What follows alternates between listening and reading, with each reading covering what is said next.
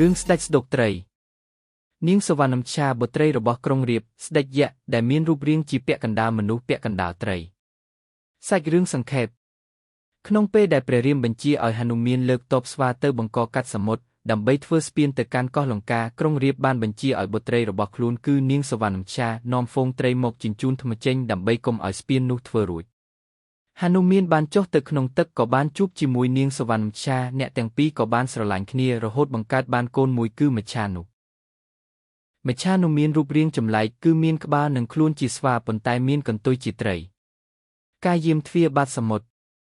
ក្រោយមកមច្ឆានុត្រូវបានម៉ៃរាពណ៍ស្ដេចយក្សនៅបាតសមុទ្រក្រុងភពធំយកទៅចិញ្ចឹមធ្វើជាកូនធម៌និងដាក់ឲ្យយាមទ្វារបាតសមុទ្រ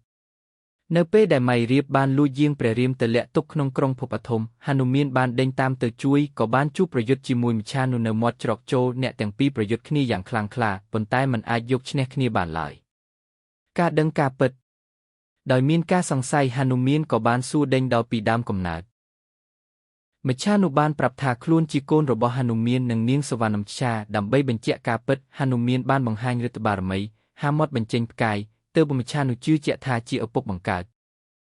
ទោះជាយ៉ាងណាមច្ឆានុស្ថិតក្នុងស្ថានភាពពិបាកចិត្តព្រោះម្ខាងជាឪពុកបង្កើតម្ខាងទៀតជាឪពុកចិញ្ចឹមដែលមានគុណបំណាច់មច្ឆានុមិនបានប្រាប់ផ្លូវត្រង់ទៅហនុមានឡើយប៉ុន្តែបានផ្ដល់ជាប្រស្នាថាលោកឪពុកមកតាមផ្លូវណាសូមទៅតាមផ្លូវនោះចុះចង់មានន័យថាឲ្យហនុមានចុះតាមបំពង់ទងផ្កាឈូក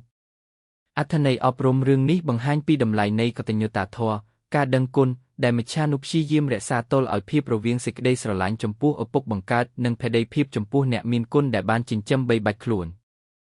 ការជួបគ្នារវាងហនុមាននិងនាងសវណ្ណមច្ឆា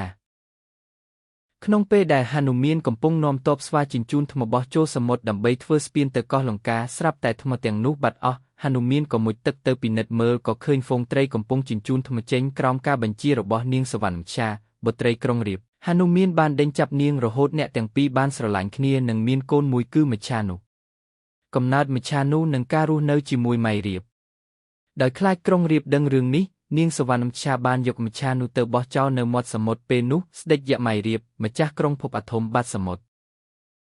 បានមកឃើញក៏រើសយកទៅចិញ្ចឹមជាកូនធម៌និងដាក់ឲ្យយាមទ្វារព្រំដែនបាត់សមុទ្រមច្ឆានុមានរូបរាងចម្លែកគឺមានខ្លួនជាស្វាប៉ុន្តែមានកន្ទុយជាត្រីការប្រយុទ្ធគ្នារវាងឪពុកនិងកូនក្រោយមកម៉ៃរាពណ៍បានប្រើមន្តអាគមលួចយាងព្រះរាមយកទៅឃុំទុកក្នុងក្រុងភពធំហនុមានបានតាមទៅជួយក៏បានជួបមច្ឆានុយាមទ្វារនៅទីនោះអ្នកទាំងពីរបានវាយប្រយុទ្ធគ្នាយ៉ាងខ្លាំងក្លាប៉ុន្តែមិនអាចយកឈ្នះគ្នាបានឡើយដែលធ្វើឲ្យហនុមានឆ្ងល់យ៉ាងខ្លាំងការដោះស្រាយប្រស្នានិងការជួយព្រះរាមហនុមានបានសួរដេញដោលទើបដឹងថាគឺជាកូនបង្កើតរបស់ខ្លួនមច្ឆានុដឹងថាជាឪពុកក៏ឈប់ច្បាំងប៉ុន្តែដោយសារដឹងគុណម៉ៃរាពណ៍ដែលបានចិញ្ចឹមគេមិនហ៊ានប្រាប់ផ្លូវទៅសម្រាប់ឪពុកចិញ្ចឹមឡើយមច្ឆានុបានផ្ដល់ជាប្រស្នាថាលោកឪពុកមកតាមផ្លូវណាសូមទៅតាមផ្លូវនោះចុះហនុមានក៏យល់ន័យហើយបានចុះតាមទងផ្កាឈូករហូតទៅសម្រាប់ម៉ៃរាពណ៍និងជួយព្រះរាមបានសម្រេច